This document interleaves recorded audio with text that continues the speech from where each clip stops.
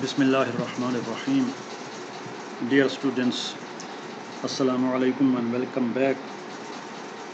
We were studying mutations, and if you remember, we were discussing kinds of mutation. And in the previous two videos, we studied the Luria-Delbruck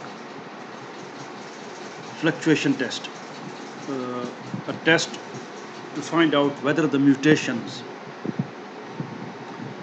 occur spontaneously or they occur due to some external factor. And in that particular experiment, Luria and Delbruck conclusively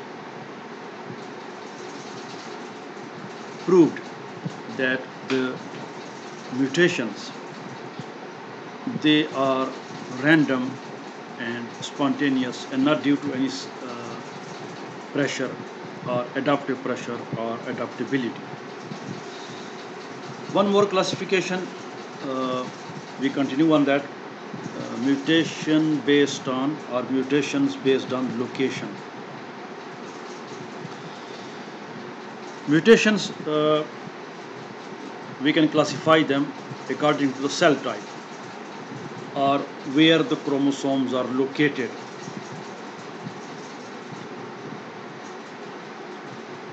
So, somatic mutations,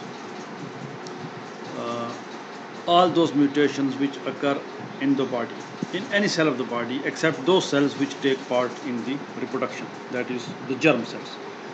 So, such mutations will be known as somatic mutations, which can occur in any cell of the body, but not in those which take part in the reproduction, like gametes. Similarly, we have autosomal mutations. Autosomal mutations, as you know, within the living cells, like in our human cells, the chromosomes are divided into two groups, the autosomes and the sex chromosomes. So, in our case, the sex chromosomes are X and Y. So, except X and Y, the other 44 chromosomes are autosomes. So, any mutation which occur in those chromosomes, then it will be known as autosomal mutations. All the genes that are located on the autosomes, that is other than sex chromosomes. So 44 chromosomes in our body are 22 pairs. They are autosomes. One pair is the sex chromosomes. X-linked and Y-linked mutations. These are mutations which occur in those genes which are located on either X or Y chromosome. So based on location, we have somatic mutations which can occur in any cells except germ cells. And then, since we have in our body two kinds of chromosomes in the cells, in the nucleus, the autosomes, which are not directly related to the sex of the individual, and other are known as the sex chromosomes. So based on this, we may divide mutations into two kinds: autosomal mutations and X-linked and Y-linked mutations.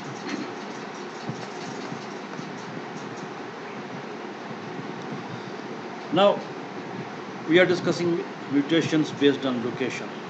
So, those mutations which arise or which occur in somatic cells, since somatic cells do not take place in the reproduction, they are not involved in the reproduction. Somatic cells are not transmitted to the next generation. So mutations arising in somatic cells are not transmitted to the next generation. Moreover, if an autosomal, as you know, mutation may be dominant or mutation may be recessive. So if an autosomal mutation is recessive, the chances are that it will not be expressed in diploid organisms because the genes are in pairs. So one gene will be dominant and the other gene which has mutated and has become recessive to that dominant the dominant gene will not let it express itself. So the result will be that this mutation, it might have occurred, but it will go unnoticed and it will no effect on the phenotype of the individual, or in other words, the recessive autosomal mutation does not produce a phenotype. Uh, Wild type allele usually masks its effect. But somatic mutations, they can show themselves if they are dominant. So since they will be dominant, they can mask the effect of the other gene and they might express themselves, especially if these mutations occur on the X chromosomes in males.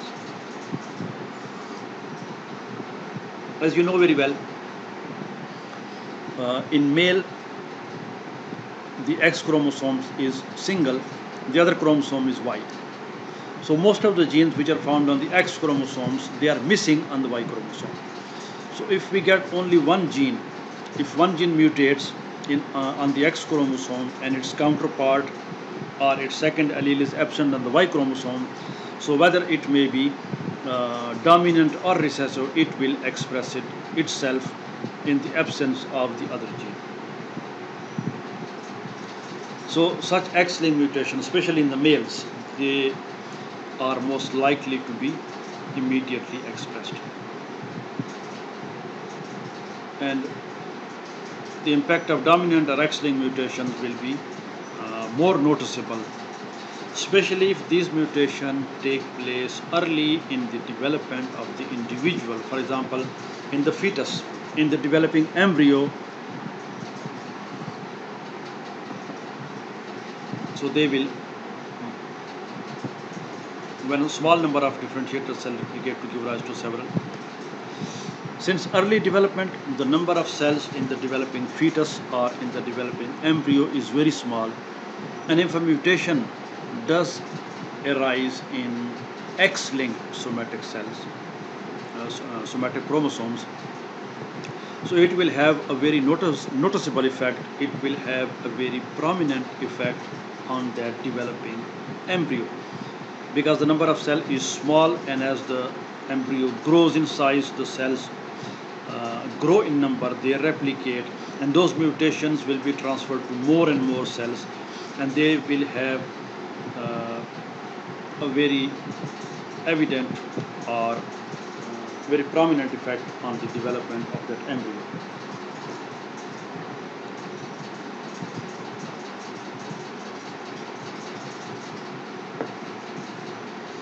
In body cells or in the somatic cells, if mutations do occur, they are mostly masked by other genes, because when a mutation arises in a cell, that cell is surrounded by hundreds and thousands of other cells in the same tissue. Say this mutation occurs in a kidney or in a stomach or in a muscle cell. So obviously those cells are not alone in the tissue. There are hundreds and thousands of other cells. So one gene, it may be a dominant gene, but one gene in one cell which has mutated may not have a prominent effect or noticeable effect.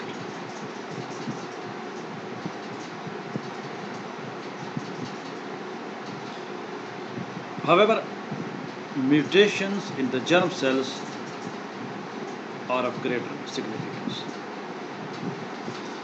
Why they are significant? Because they are transmitted to the offspring. Gametes unite, and whatever genes that are present in two gametes, they are transferred to the next offspring. And since the zygote receives those genes, so those genes start their expression right from the zygote, when zygote starts dividing. So there's the greater chance of expression of those genes, and if they are dangerous in any case, if the dominant mutation is not useful, so it may create problems for the developing embryo.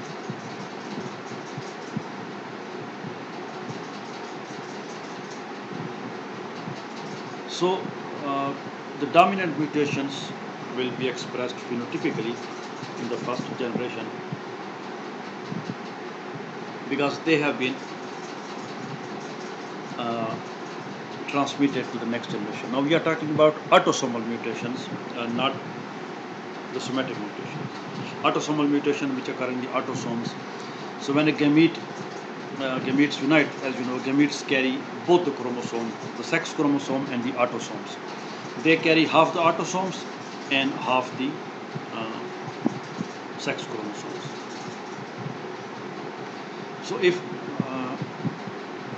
mutations are dominant and they are in the autosomal, they will be expressed in the first generation. Similarly, if there is an X-linked recessive mutation, like you must have studied the famous case of eye color in Drosophila. That was a recessive mutation, but in males it had a different behavior because the eye color gene is present only in X chromosome and absent on Y. So X-linked recessive mutations, if they are present in the female, they are mostly go unnoticed because there is a dominant allele on the other X chromosome which does not allow the recessive mutation to express itself.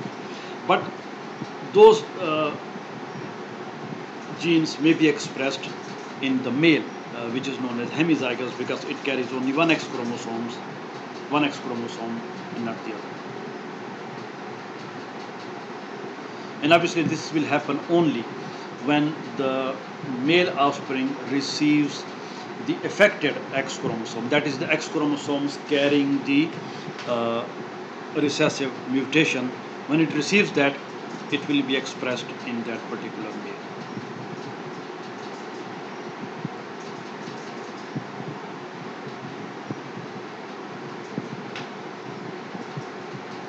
Now,